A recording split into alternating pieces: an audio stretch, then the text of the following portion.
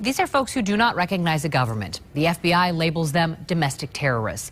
And now the Hennepin County Sheriff has identified them as the #1 threat to local law enforcement. This is a group of people who call themselves sovereign citizens.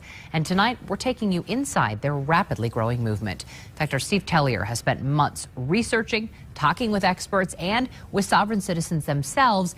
Steve, just how real is this threat, even here in Minnesota? It's pretty real. Leah, sovereign citizens basically believe that the current federal government is illegitimate and illegal. Experts estimate there are about 300,000 sovereigns in the U.S., 100,000 of them, quote, hardcore members. Experts also say their numbers are rising, and so are concerns for local officers. He writes his name in all lowercase. Thomas-Allen, friend. He adds ARR, all rights reserved, and a red thumbprint. This is how Thomas Friend signed dozens of documents he filed in the past year fighting felony attempted theft charges in Anoka County. Hundreds of pages state he is not a United States citizen and is not a corporate person, but is a sovereign American national, a natural physical being. These are all hallmarks of sovereign citizens. Friend declined to speak on camera, and we spent months trying to find a sovereign who would. I said, there's a lot of things. Only one agreed. Do you consider yourself a sovereign citizen? Yes, I do. Randy Hudson lives in a typical home, on a typical street, in a typical town of 4,700 people, Laverne, Minnesota. But his views are anything but typical. So you believe all Americans are essentially corporate entities? Yes. You believe that all Americans are enslaved in some way? Absolutely. Do you think some folks might be afraid of you because of what you're saying? Probably. Sovereigns like Hudson believe America has been transformed from a republic into a democracy, from self-government to a dictatorship, and from God's common law to unconstitutional statutory law. Over a period of 150 years, we have slowly lost all our rights. They trace the change to an obscure law passed in 1871, which created the government of Washington, D.C., but sovereigns believe it had a deeper, sinister purpose. And in 1871, the government was turned into a corporation.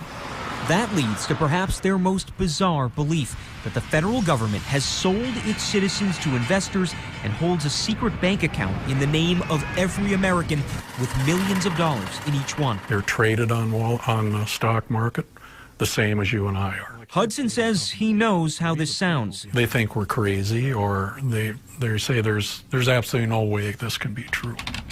But one look online shows he is far from alone. This is a movement that's spreading and spreading rapidly. Mark Potok with the Southern Poverty Law Center, a civil rights group, is an expert on domestic extremists, including sovereign citizens. It is a movement that tells its adherents that everything the government says is false, that the government is secretly holding your dollars that you have a right to, and so it inculcates in its adherents an extreme kind of disrespect for the law. He says that endangers those who uphold the law. They see the law enforcement official as an enemy who is lying to them, who is engaged in a gigantic conspiracy to deprive them of their rights. In 2010, father and son sovereigns murdered 2 police officers during a traffic stop in Arkansas.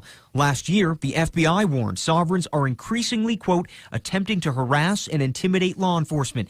In August, 2 sovereigns were arrested in Las Vegas for allegedly plotting to torture and kill police officers. We've seen quite a bit of violence come out of this movement, and I have no doubt that we will see more. If you ask us what's the biggest concern facing us today in terms of a threat, it is sovereign citizen groups and movements across this country. Hennepin County Sheriff Richard Stanek has a long list of concerns.